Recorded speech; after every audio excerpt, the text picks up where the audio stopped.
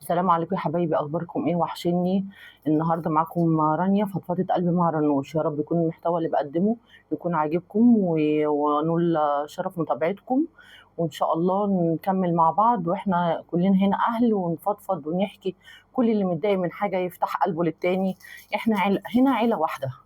النهارده فضفضتنا: اتجوزت جواز صالونات وقلبي لسه مع اللي حبيته.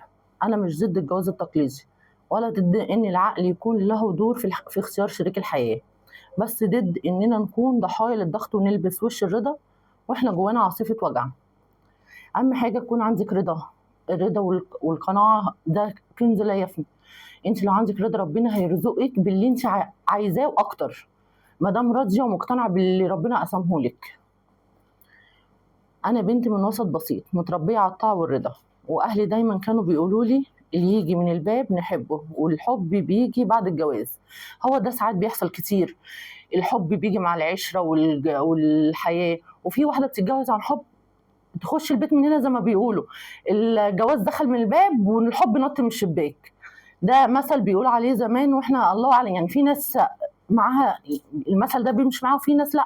في ناس بتاخده جواز صالونات زي ما بنقول، والحياه بعد الجواز العشره والود اللي ما بيني وبين جوزي بيخليني غصب عنه احترمه واحبه. بس قلبي كان له حكايه تانية. في الجامعه قابلت شاب بسيط طيب محترم وبيحبني بكل تفاصيلي، ضعفي وقوتي. حبينا بعض زي اي اتنين بيحلموا، نفسنا نبني بيت، نشتغل، ننجح سوا، نعيش الحلو والمر مع بعض. ده كلام جميل قوي. إيه ممكن بصي، هو في الجامعة دلوقتي هو شايف الحياة وردي، لكن لما يخش وقت الجد الله اعلم ممكن يكمل، ممكن لا، ممكن يهرب. بس الحياة ما كانتش رحيمة. هو حالته المادية كانت ضعيفة، وأنا أهلي شايفين الجواز مشروع لازم يبدأ على ورق جاهز، شقة، شبكة، عربية لو أمكن. لا، هو الجواز مش مشروع. الجواز تفاهم ما بين اتنين. معلش أنا معايا بنت مش هبيعها، أنت كده معنى المشروع ده اللي أنا هبيع بنتي. لا، أنا عايزة أديها لواحد أمين عليها، يحافظ عليها، يأكلها، يعني يعيشها مستوى يقدر يعيشها بيه. مش معلش هتجوزها واحد عشان عربية وبيت وده، وفي الآخر يطلع عينيها إهانة وقلة قيمة وضرب. لا، أنا مش هجوز بنتي كجواز مشروع. أنا عايزة أتجوز بنتي عشان أطمن معاها كراجل يحافظ على بيته. أنا حاولت أقنعهم، بس كل مرة يقولوا لي العاطفة مش هتأكلك عيش يا بنتي. هي طبعا أم وأب عايزين يطمنوا عليكي. هم ده تفكيرهم ان هم عايزين يطمنوا عليكي. معلش بعد بدل ما يروحوا ويسيبوكي لوحدك في الدنيا. حاول يتقدم بس اتقلب ومش جاهز، وبعد كده بقى يتأجل ويتأجل، وبين التأجيلات أنا كنت بموت من جوه. كبرنا وأنا بقيت 28 سنة. طب كتير قوي، أنت استنيتي كتير. 8 يعني أنت مثلا مخلصة كلية قولي 21 22 بكتير قوي. 6 سنين كتير قوي اللي أنت تستني حد. لا، ما توقفيش حياتك على بني آدم. ما دام هو يحاول مرة واثنين وثلاثة. معقول 6 سنين حاول مرة واثنين وثلاثة وبرضه أهلك مش مقتنعين؟ صحباتي اتجوزوا وخلفوا، كل ما اروح فرح تتقال الجمله الشهيره: يا رب نفرح بيكي بقى. الضغط عليا كان بيكبر يوم ورا يوم، وهو حبيبي اتكسر، ابتدى يبعد. طبعا هو كده مش سوري يعني مش راجل. هو لو بيحبك هيعمل المستحيل عشان يوصل للبني ادمه اللي بيحبها، زي ما انت عملتي المستحيل وقعدتي 6 سنين ضيعتيهم من عمرك من غير ولا حاجه. هو لو كان بيحبك كان صبر عمل المستحيل زي ما بقول لك عشان يوصل لك. بس 6 سنين ازاي ما يعملش؟ شغله ما اشتغلش وكبر في شغله، ما يعني معلش. إيه 6 سنين معنى اللي هو بدأ موظف صغير، لو ثبت قدراته هيكبر ازاي؟ بقى كل كلمة منها فيها خوف، إحساس بالعجز، وأنا بقيت متعلقة بحلم بيبعد عني وأنا مش قادرة أسيبه. وفي عز ضعفي دخل شخص جديد، عريس جواز صالونات، محترم ميسور، شغله كويس وجاهز. أهلي شافوه فرصة وقالوا لي هو ده اللي يستهلك، مش اللي سايبك مستنيكي. ده اللي انا قلته. ما ينفعش كان يسيبك تستنيه كل الفتره دي. هو لو بيحبك وعايزك كان فضل يحاول مره واثنين وعشرة عشان يوصل للحلم اللي انت مستنياه. لكن هو سايبك مركونه. معلش انت لو سنك كبر عن كده ممكن فرص جوازك تقل، لكن هو ممكن يتجوز عادي. لو وصل ل40 هو هيتجوز، لكن انت لو وصلت سن مثلا 30 حاجه و30، فرصتك هتقل في الجواز. مفيش حد هيخبط على بابك ويقول عايزك. هو كده دي انانيه منه، ده اللي انا شايفاه بصراحه. انا قلت لا بدموعي، بس صوتي ما كانش مسموع.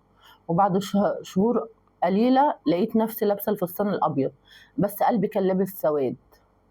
اول شهور جواز عاديه جدا، هو لطيف بيحاول، بس انا كل كلمه بقولها بحس انها مش طالعه من قلبي. كل مره بيقول لي بحبك برد وانا ساكته، مش عشان مش محترمه، لا عشان قلبي في حته تانية. بس معلش، انت لازم تديله فرصه، تديله فرصه يقرب لك، تديله فرصه تشوفي البني ادم دوت كويس ولا لا. لازم تدي لنفسك فرصه عشان تعيشي حياتك. بقينا نعيش مع بعض بس مش مع بعض. انا كنت مؤدبه وهاديه بس بارده، وهو حس وحاول يفتحني، بس انا دايما كنت بقفل. بقيت كل ليله ابص في السقف واسال نفسي، هو اللي انا عملته صح؟ ولا اتجوزت علشان اريح الناس؟ طب وقلبي؟ طب والمشاعر اللي اتدفنت جوايا؟ لا، اللي انت فيه دلوقتي غلط. انت ليكي حق على نفسك، تدي لنفسك فرصه. انت ليكي حق تعيشي زي اي بنت. هو سأل عليكي؟ طبعا لا. هيشوف حياته ويكمل وهيستمر. وفي مرة وأنا في المطبخ لقيته دخل وقال لي أنا حاسس إنك مش هنا حتى وأنا قدامي. ما عرفتش أرد، سكت. وبعد لحظة قال لي لو في حد تاني جواكي قولي لي، بس أنا تعبت أحاول لوحدي. هو صح. هو ذنبه إيه في كل اللي أنت فيه؟ أنت ظلمتي قبل ما تظلمي، يعني أنت ظلمتيه وظلمتي نفسك قبليه. مش مدين نفسك مساحة اللي أنت تتعاملي. اللحظة دي كسرتني، مش علشان واجهني، بس علشان هو ملهوش ذنب. ومع ذلك بيتعذب معايا. أنا اللي اخترت، أنا اللي وافقت، بس كنت خايفة، كنت مكسورة، كنت تايهة، كنت عايزة أي مخرج من الضغط. حاولت بعدها أتغير، أحبه بس مش بالحب اللي بيجي لوحده، بالحب اللي بيبتدي بالنية، بالمحاولات، بالتقبل. والنهاردة عدى 2 سنين على جوازي، لسه عندي ذكريات بس مش بعيش فيها. لسه ساعات بفتكر اللي كان فيها. ادي ده اللي انا قلت لنفسك، ادي فرصه لنفسك هتحبيه. هو ما دام بني ادم محترم ومستحملك، اكيد هو بني ادم بيحبك وبيحترمك، واحترم شخصيتك ورغبتك معاه. عشان كده اديتي لنفسك فرصه ولقيتي الحمد لله كملتوا مع بعض 2 سنين وحياه حلوه. هو راجل محترم، ويمكن لو كنت شفته من الاول بقلب فاضي كنت حبيته من قلبي. بس لو رجع بيا الزمان كنت هصبر، كنت هقاوم، وكنت هصدق قلبي اكتر من كلام الناس. لا، انت غلط. انت لو كنت رجعتي فعلا لقلبك ما كنت هتستني اكتر من 6 سنين. هتستني ايه تاني؟ انت مش عارفه اقول لك ايه، بس الحياه مش حلوه. مش كل اللي بيبان كويس مناسب، ومش كل ضغط لازم نرضى ليه.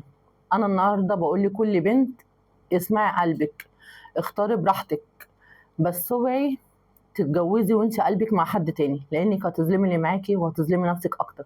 ده اللي انا قلته في الاول. انا قلت ده لو انت استحملتي، انت ظلمتي نفسك قبليه.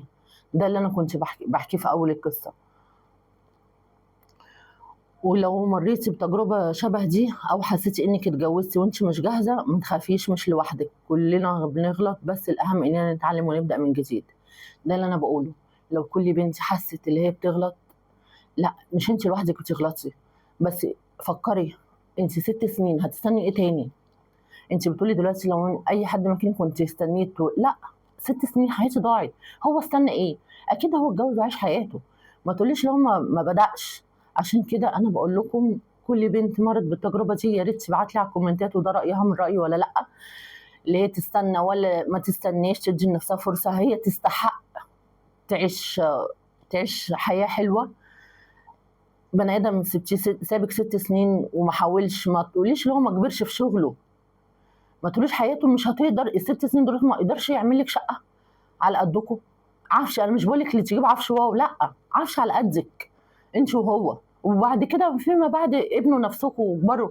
لكن لا، ما يسيبكيش 6 سنين من غير حاجه وتيجي تقولي لا هستنى واستحمل. انت تستاهلي احسن من كده. انا كست هستاهل.